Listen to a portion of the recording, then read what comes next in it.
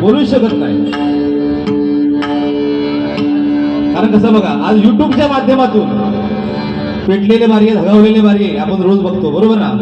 पण समोरच्या काही वाईट न बोलता चांगल्या प्रकारे जो भजन करता, जो प्रेक्षकांचा मनोरंजन करता ना, तो खरो बुवा.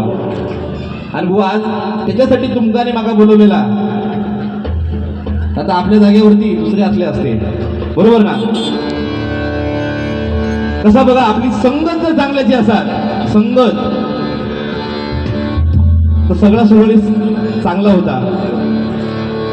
कारण आपण संगत कोणाची करतो यावरून ज्याप्रमाणे बघा आपलं आयुष्य ठरत असतं, त्याचप्रमाणे बघा आपण संगत कोणाची करतो, आपल्या संगतीक जोडी गुवा कोणा, त्यावरून त्या बारीची दशा आणि बारीची दिशाही ठरत असतात.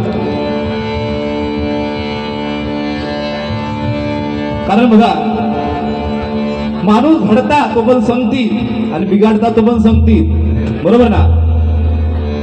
आज तुम्ही माझ्या संगतीत आहात, बिघडणार नाही, बरोबर ना.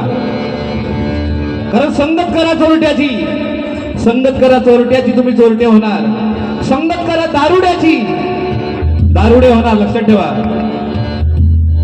संगत करा जुगाऱ्याची, जुगारी होणार.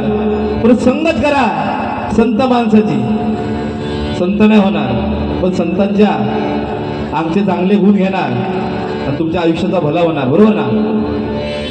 बघा, संतांनी पांडुरंगाची संगत केली आणि आपल्या आयुष्याचं सोनं केलं.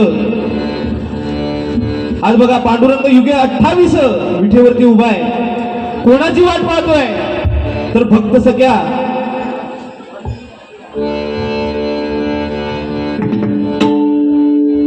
पुंडलिकाची. हा भक्त पुंडलिक कोण? आई बाबाच्या गळ्यामध्ये दोरी आणि बायको खांद्यावरून घेऊन फिरणारो भक्त पुंडलिक. परंतु ज्यावेळी बघा त्याला आई वडिलांच्या सेवेचं महत्व कळालं, त्यावेळी भक्त पुंडलिक आपल्या आई वडिलांच्या सेवेमध्ये एवढा मग्न झालाय की प्रत्यक्ष बघा पांडुरंग पुंडलिकाच्या भेटीला आले. त्यावेळी तो भक्त पुंडलिक त्या पांडुरंगाला सांगतोय, पांडुरंगाच्या दिशेने वीट फेकतोय, म्हणतो जोपर्यंत माझ्या आई वडिलांची सेवा पूर्ण होत नाही तोपर्यंत विठेवरती उभा राहा.